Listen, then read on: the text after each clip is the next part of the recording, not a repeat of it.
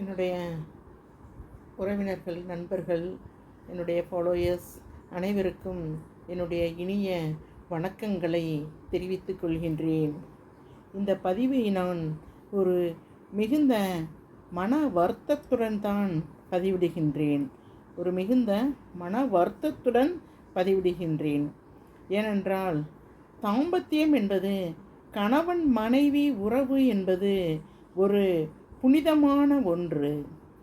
அம்மி பார்த்து அருந்ததி பார்த்து அம்மி மிதித்து தாலி கட்டிய இல்வாழ்க்கையில் வரும் அனைத்து இன்ப துன்பங்களிலும் ஒன்றாக இருப்போம், நாம் சந்தோஷமாக வாழ்வோம், எந்த பிரிவும் நம்மிடையே வரக்கூடாது என்று பெரியவர்கள் பார்த்து முடிவு செய்து தாலி கட்டிய ஒரு திருமண பந்தத்தை ஒரு ஆண்மகன் இன்று எவ்வளவு எளிதாக தூக்கி எறிந்துவிட்டு செல்கின்றான். இது வருத்தத்திற்குரிய ஒன்றல்லவா? இது வேதனைக்குரிய ஒன்றல்லவா? திருமண பந்தம் என்பதை ஒரு ஆணாலும் ஒரு பெண்ணாலும் எப்படி அவ்வளவு எளிதாக தூக்கி எறிந்துவிட்டு செல்ல முடிகின்றது? ஒரு கணவன் ஒரு மனைவியை தன்னுடைய வாழ்நாள் இறுதி வரைக்கும் வைத்து காப்பாற்ற வேண்டும் என்ற ஒரு கடமையிலிருந்து அவன் எப்படி தவறுகின்றான்? இந்த மாதிரி விஷயங்கள் எனக்கு இந்த சமுதாயத்தில் நடைபெறும் இந்த விஷயங்கள் மிகவும் ஒரு வேதனையை அளிக்கின்றது. இந்த பிரச்சனைகளை யார் தீர்த்து வைப்பது? ஒரு கணவன் மனைவி கோர்ட்டுக்கு வரும் எண்ணிக்கை இப்பொழுது நாளுக்கு நாள் அதிகரித்து கொண்டே செல்கின்றது. எந்த ஒரு சின்ன பிரச்சனைகளையும் அவர்களுக்குள் தீர்த்து வைத்து கொள்ளாமல் உடனடியாக டைவர்ஸ் என்று அப்ளை பண்ணிவிடுகிறார்கள். இது தேவையா? சுயமரியாதை என்று ஏன் இந்த கணவன் மனைவி இரண்டு பேரும் தங்களை தாங்களே வருத்தி கொண்டிருக்கிறார்கள்? எது சுயமரியாதை? எது ஈகோ தேவையா? கணவன் மனைவி உறவுக்குள் என்ன ஈகோ தேவைப்படுகின்றது? ஒருவருக்கொருவர் விட்டு சென்று நடத்துவதுதானே திருமண வாழ்க்கை. அன்பும் அறனும் உடைத்தாயின் இல்வாழ்க்கை பண்பும் பயனும் அது. அன்பும் அறனும் இருக்க வேண்டிய இந்த இல்வாழ்க்கையில், இந்த காலகட்டத்தில் இப்பொழுது இருக்கும் புது மனைவி கணவன் உறவுக்குள் என்ன இருக்கின்றது? அன்பும் அறனும் இல்லாமல் ஈகோவும் செல்ஃப் ரெஸ்பெக்டும் உள்ளது. ஈகோவும் செல்ஃப் ரெஸ்பெக்டும் உடைத்தாயின் அந்த இல்வாழ்க்கை முறிந்து போகும் என்ற அர்த்தத்தில்தான் இன்று திருமண வாழ்க்கை, நிறைய பேருடைய திருமண வாழ்க்கை சென்று கொண்டிருக்கின்றது. இதில் வேறு நிறைய யூடியூபில் பதிவிடும் சில மக்கள் சில ஷார்ட்ஸ் எப்படி போடுகின்றார்கள் என்றால், உங்களை ஒருவருக்கு பிடிக்கவில்லையா, விட்டு விலகிச் செல்லுங்கள். அதுவே அவ்வாறு விட்டு விலகிச் செல்லாவிட்டால் உங்கள் சுயமரியாதை என்ன ஆவது? எது சுயமரியாதை? தாலி எட்டிய ஒரு கணவன் வேண்டாம் என்று சொல்லும் பொழுது அவனை விட்டு விலகிச் செல்வதுதான் சுயமரியாதையா? எப்படி அவன் வேண்டாம் என்று சொல்லலாம்? எந்த காரணத்தை முன்னிட்டு அவன் வேண்டாம் என்று சொல்கின்றான்? இதை யோசிக்க வேண்டாமா? அப்படியென்றால் ஒவ்வொருத்தரும் ஒரு சின்ன பிரச்சனைக்காக வேண்டாம் என்று சொல்லிக்கொண்டே இருந்தால் கோர்ட்டில் தான் எல்லா மணமக்களும் போய் நிற்க வேண்டும். ஜட்ஜுகள் பத்தாது, லாயர்ஸ் பத்தாது. ஒரு மனைவி தன்னுடைய கணவன் மீது எவ்வளவு அன்பு வைத்திருக்கின்றாள், அவனை பிரியக்கூடாது என்று எப்படி நினைக்கின்றாள் என்பது நிறைய கணவன்மார்களுக்கு இன்னும் புரிவதில்லை. நான் சமீபத்தில் பேசிய ஒரு வழக்கறிஞர் சொன்னார், ஒரு மனைவி தன்னுடைய கணவனிடம் அந்த கணவன் கோர்ட்டில் டைவர்ஸ் போட்டுவிட்டார். அந்த மனைவிக்கு அந்த கணவனை விட்டு பிரிய மனமில்லை. ஆனால் கணவன் மனைவி இருவரையும் பிரித்தே ஆக வேண்டும் என்பதில் மிகவும் குறிக்கோளாக அவர்களுடைய அந்த கணவனுடைய மாமியார் இருக்கின்றார். கணவன் மனைவியை சேர்த்து வைத்தே ஆக வேண்டும் என்பதில் குறிக்கோளாக மனைவியின் அம்மாவும் அப்பாவும் இருக்கின்றார்கள். இந்த சூழ்நிலையில் தன்னுடைய கணவனை விட்டு தராத ஒரு மனைவி கோர்ட்டில் மெயின்டெனன்ஸ் கேட்கின்றாள். எப்படி கேட்கின்றாள்? எனக்கு ஒரு மாதத்திற்கு 1 கோடி ரூபாய் மெயின்டெனன்ஸ் என்னுடைய கணவன் எனக்கு தர வேண்டும் என்று கேட்கின்றாள். இது பணத்தாசை பிடித்த மனைவியின் செயலா? இப்படி அவர் கேட்டது என்பது, அந்த மனைவி கேட்டது என்பது பணத்தின் மீது உள்ள ஆசையாலா? கிடையவே கிடையாது. அவள் தன் கணவன் மீது வைத்த அன்பினால், 1,00,00,000 எனக்கு மெயின்டெனன்ஸாக வேண்டும் என்று கேட்டால் எந்த கணவனால் அதை கொடுக்க முடியும்? இந்த வழக்கு மனைவி போட்டது ஒரு சாதாரண ட்ரிபிள்இ முடித்து வேலை பார்க்கும் ஒரு சாதாரண கணவரிடம். அவர் ஒரு பெரிய தொழிலதிபர் கிடையாது, மாதத்திற்கு கோடிக்கணக்கில் சம்பாதிப்பவரும் கிடையாது. எப்படி அவர் 1 கோடியை கொடுக்க முடியும்? ஜட்ஜ் இதுக்கு எவ்வாறு முடிவெடுப்பார்?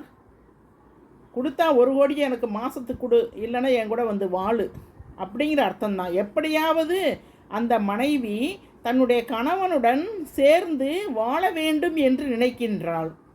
ஆனால் அந்த கணவனுடைய அந்த மனைவியினுடைய மாமியார் எப்படியாவது தன்னுடைய கணவனை தன்னுடைய மருமகளிடமிருந்து பிரித்துவிட வேண்டும் என்று நினைக்கிறார்.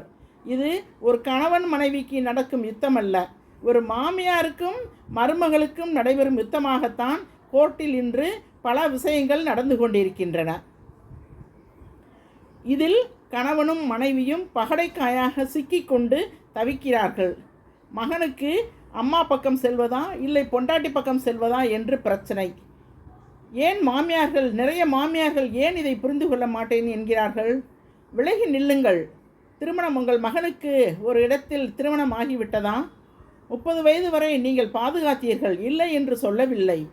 ஆனால் அவனுக்கென்று ஒரு துணை வந்த பின் நீங்கள் அவர்கள் இருவரையும் சந்தோஷமாக இருக்கவிட்டு அந்த சந்தோஷத்தை வேடிக்கை பாருங்கள்.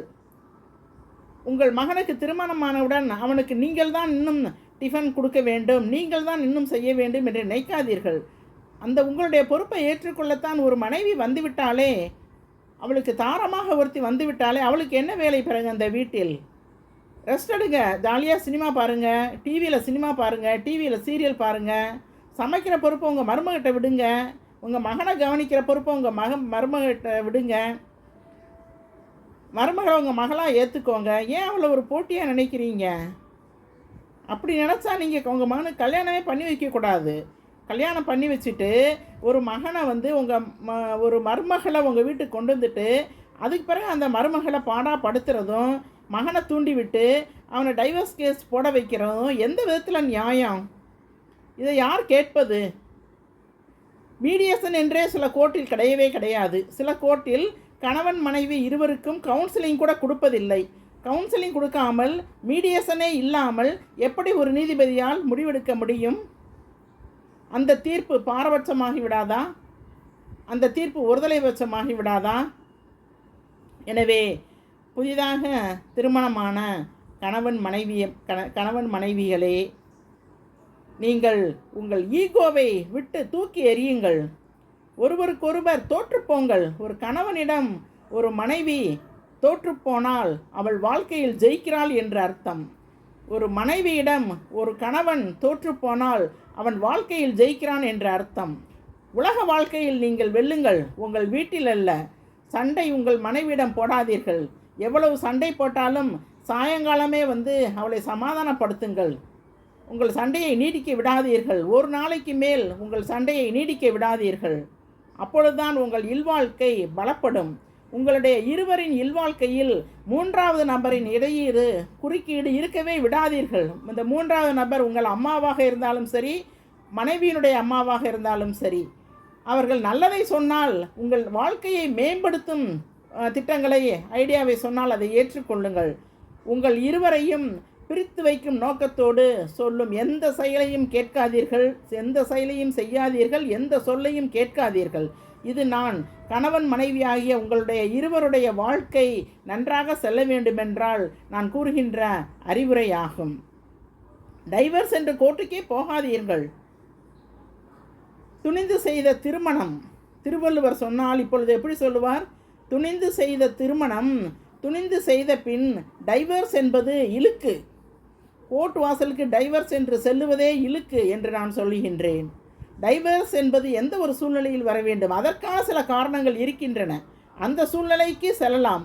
அதை விட அதெல்லாம் இல்லாமல் எடுத்ததற்கெல்லாம் தொட்டதற்கெல்லாம் ஒரு சின்ன சின்ன சண்டைகளுக்கெல்லாம் கோர்ட் வாசலுக்கு செல்லாதீர்கள். ஒரு பெண்ணை, உங்களை நம்பி வந்த ஒரு பெண்ணை மன கஷ்டப்படுத்தாதீர்கள். மனைவியாக இருந்தால் நீங்கள் சந்தோஷமாக ஏற்றுக்கொண்ட ஒரு ஆணுக்கு சந்தோஷத்தை கொடுங்கள். டைவர்ஸ் என்று செல்லாதீர்கள், சேர்ந்து வாழுங்கள்.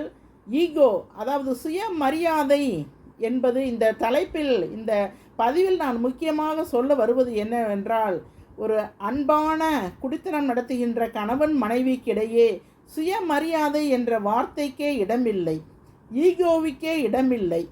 உங்களுடைய சுயமரியாதையெல்லாம் வெளியில் வைத்துக் கொள்ளுங்கள். உங்கள் பார்ட்னர் ஒருவரிடம் ஒருவர் உங்கள் சுயமரியாதையை விட்டு கொடுங்கள். அப்பொழுதுதான் உங்களுடைய வாழ்க்கை இனிக்கும், நலமுடன்